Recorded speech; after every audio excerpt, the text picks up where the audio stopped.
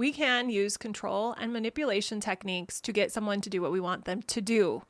However, once the consequence or reward are withdrawn, the behavior returns to its previous state. Welcome to the Connect Method Parenting Podcast, where correction is out, connection is in, and your kids want to listen to you. I'm Andy Martineau, creator of Connect Method Parenting, here to help you stay calm, confident, and connected no matter what. Hey, everybody. Andy here. Today we're talking about corrective parenting. This is the opposite of what I teach. I want to be very clear on that. But I think it's really important to define it, to establish where it came from, so that we can understand where we are, where society is for the most part. Let's talk about the science, the data, the history. I know, you're so excited. I'm going to trace it back to two psychologists. I know this isn't a complete history, but we do not have time for a complete history. So we're getting the abbreviated history today so that we can understand why we want to depart from this framework of parenting. John B. Watson and B.F. Skinner started publishing things. Both of them had these very strong arguments, data, they did experiments supporting this framework of behavioralism, behavior modification, learning theory. But you guys, this is my favorite. I think it actually describes it the best. External control theory. Which one of us parents would be like, sign me up for that one? External control theory sounds like a winner. Oh my goodness. But nonetheless, that is what behavior modification is. It is believing that things outside of us, positive and negative consequences, as they like to be called, or stimuli, if you want to go a little more techie, are what shape behavior and really shape a person. Let's begin our discussion by talking about what John B. Watson and B.F. Skinner found, shall we? So here's what happened. They had some labs. They set them up. They had pigeons and rats in there. And they discovered, big surprise, that they could get these pigeons and rats to do whatever they wished if they just gave them a consequence of a positive nature or a negative nature. Positive ones increased behavior, negative ones decreased it. Pretty straightforward. So, published the data. They boldly said, this is how we train humans.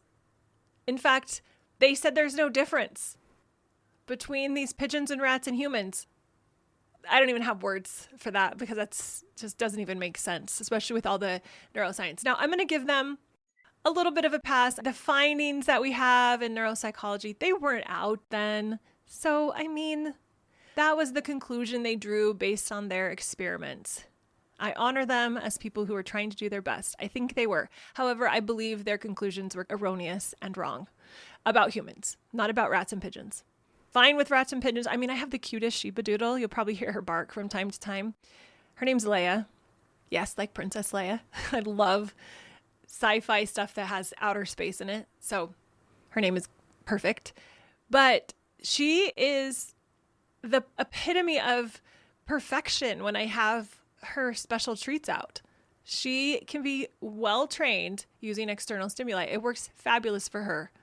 Her brain is very different than ours. She does not have that developed prefrontal cortex that allows her to think rationally. So it makes sense that these experiments that B.F. Skinner and John B. Watson had and the conclusions they drew were appropriate for pigeons and rats. Where they went wrong is when they said this also applies to humans.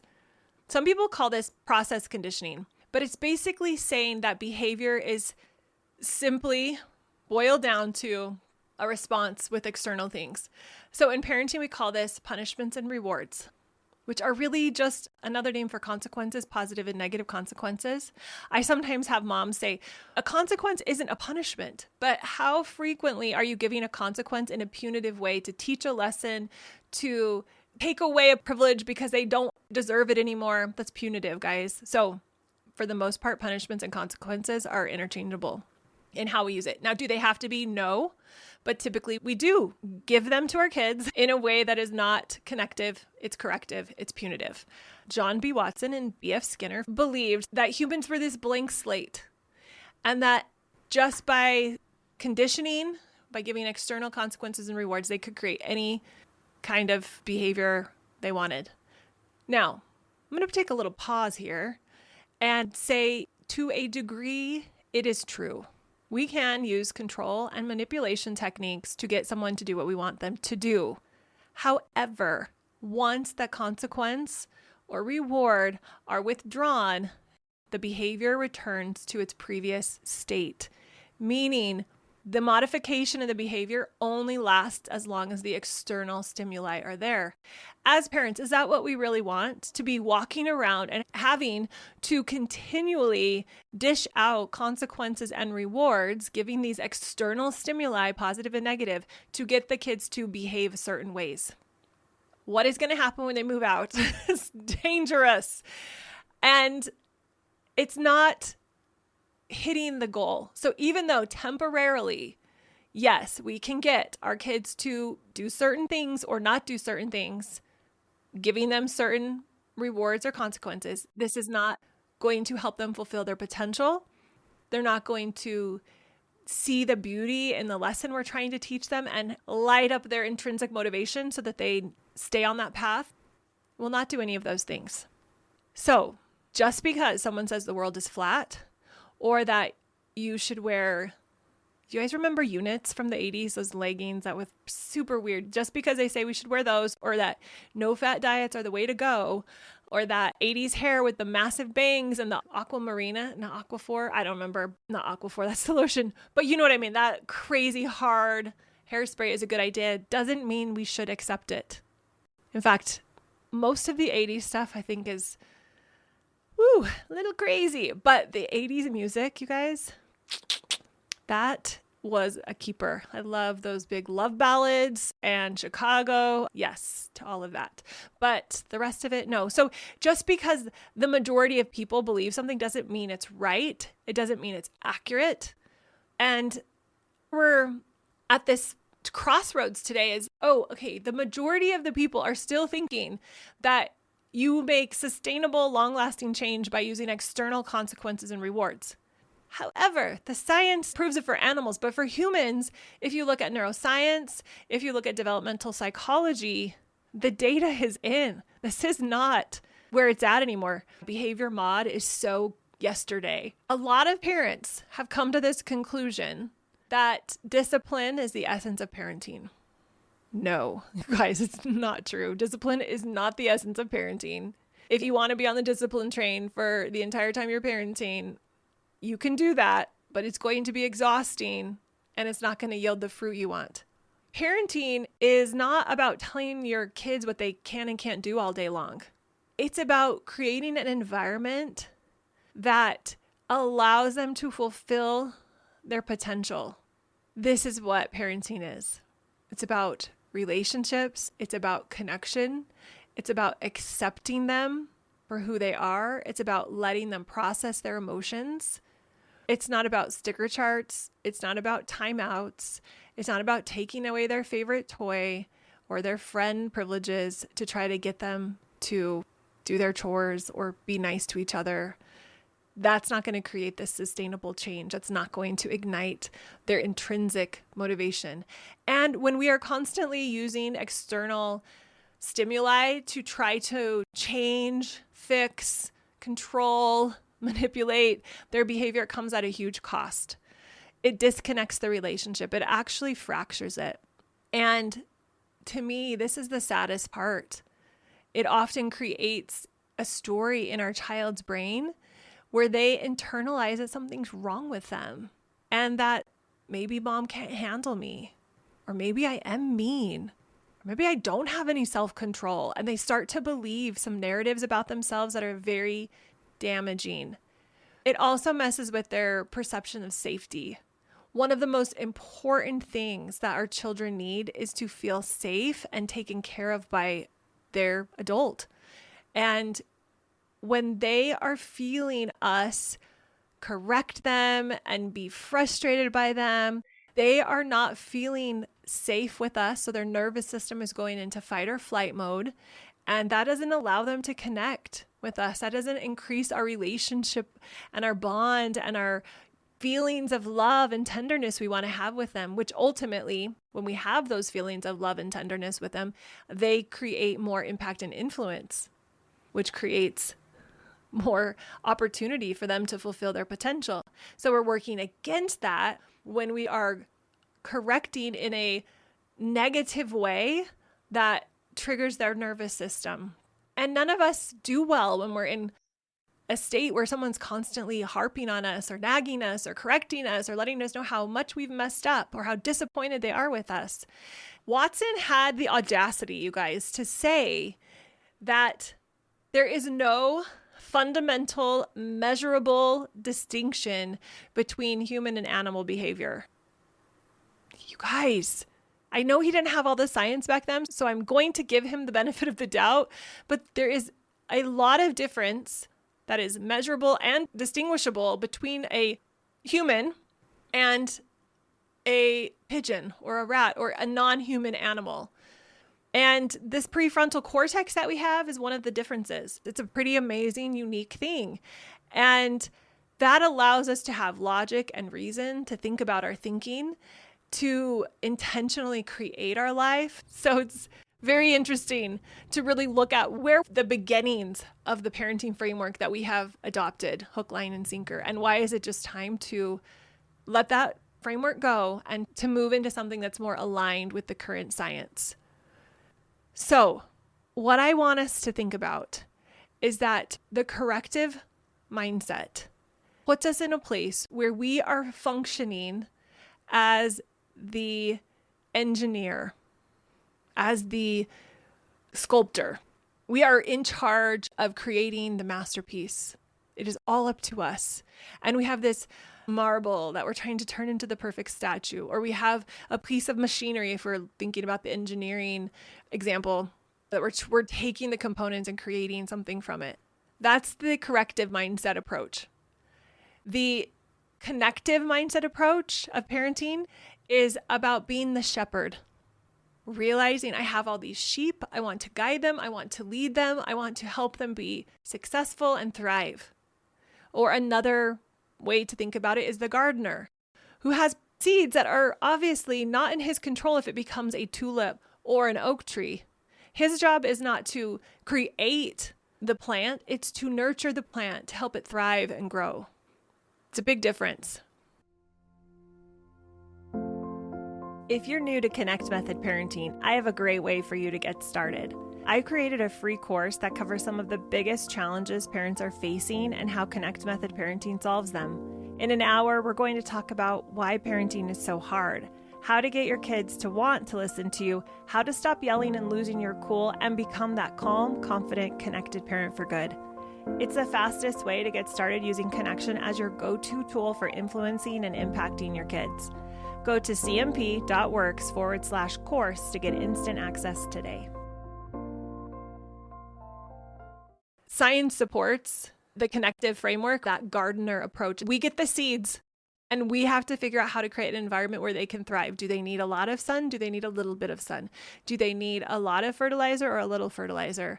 And this is what we're doing as parents as we're discovering what each of one of our children need. And this is where the perspective of a gardener comes in. We are looking at how to create the environment for our little seeds, for our little children. And we're looking at what do they need? How many hours of sleep do they need? We'll start with that. That's a pretty simple one. Do they need 12 hours? I need about 8 hours of sleep. My husband needs about 6. It's physiologically, it's just the way it is. I have a son who's better on 10. If he gets less than 10, it's not good for him. He went to the doctor and they said, you just need 10 hours of sleep.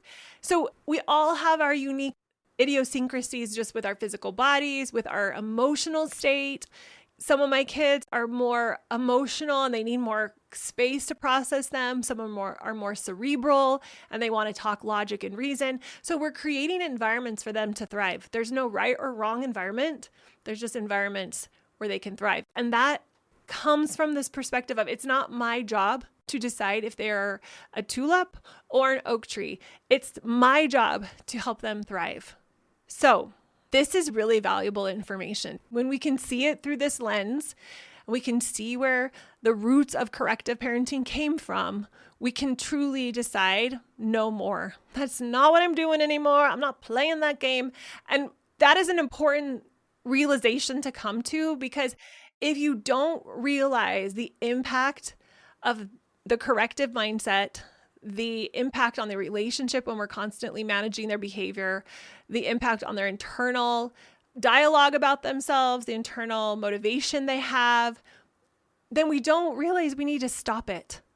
And we won't have the commitment to say, I'm willing to do this, even though it's going to feel a little bit scary, to start fueling my parenting by connection, to trust that if I can strengthen the relationship, I will have more impact and influence with my child. If I am able to show up compassionately and firmly when I need to set a limit, I will give their nervous system space to process the disruption or the disappointment that they're going through, and that serves them. To step into connective parenting and realize this requires me to be okay with all of the emotions my kids are having. I'm seeing their behavior differently. So it's a departure, complete departure from corrective parenting.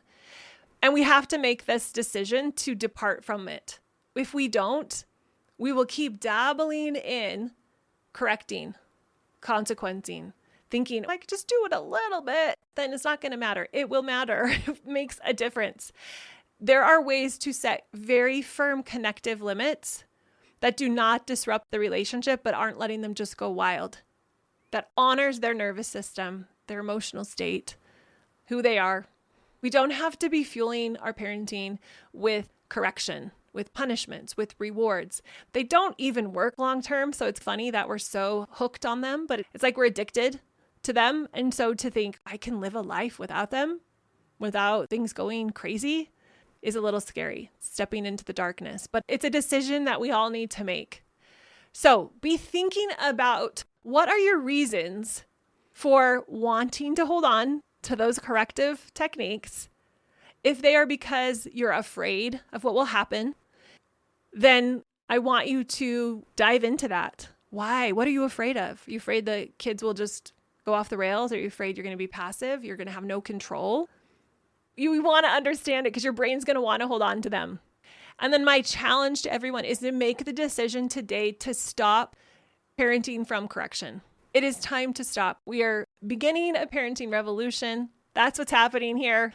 It's backed by science. It's only a matter of time. It's inevitable.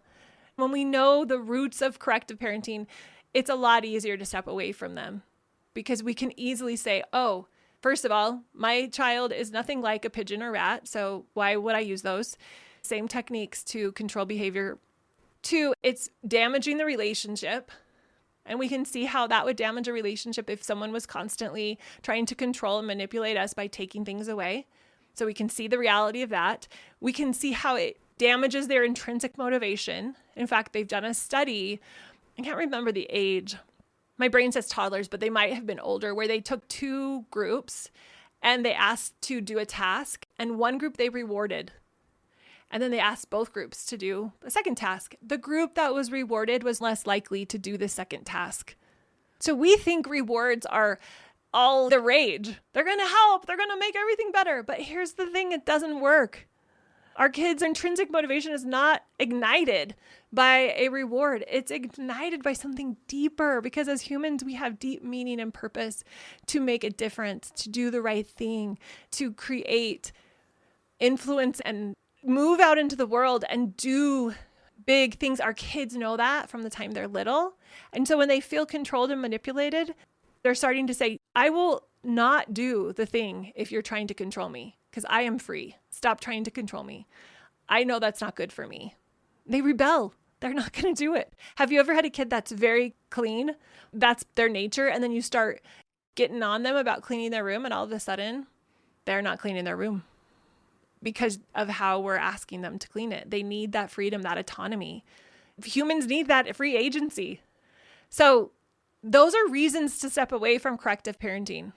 Really compelling reasons. And what I will say is that when you step into connected parenting, it feels better. The kids want to listen to you. Your relationships get better. Everything gets better. the decision you have to make is to step away from relying on those corrective ways of parenting. They can become a crutch that we're just accustomed to, but we realize they're not really working. Because if they were working, we wouldn't be having this conversation, because our kids would just be obeying, because we are masters at giving consequences and rewards. We've been trained since we were tiny how to do that. So if those consequences and rewards actually worked, we wouldn't be having any parenting problems. They would all be solved and our kids would be doing all the things, but they're not, because they go against the human nature. They go against our highest thinking. They go against the very spirit of who we are as humans. So step away from the corrective consequences. Do it today. And if you have questions, if you are concerned about anything, just come over to the YouTube channel. If you're listening to this on the podcast, or if you're watching me right now, got you. Just make a comment below. That is after you subscribe. You should subscribe to both, actually, the YouTube channel and the podcast. I would appreciate that so much. We are here to make a difference in parents' and children's life. The experience that our kids have as they're growing up, to be honored and respected, to be taught and to be given direction as well, but to be having that done for them in a way that is so kind. And I want to empower parents to respect the person they're being as they're parenting their kids. This is important. This is important work, you guys. I know that parenting is your number one job, the most important job you'll ever have. And we want to really step up to the plate and do it in a way that we can look back and give ourselves a high five. Yes, we did it. As they become adults, we're not losing that connection with them. They're calling us for advice.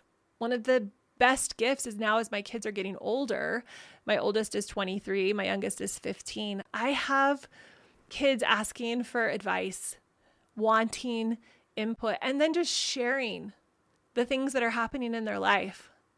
And that's what we want. And that's what I want for you.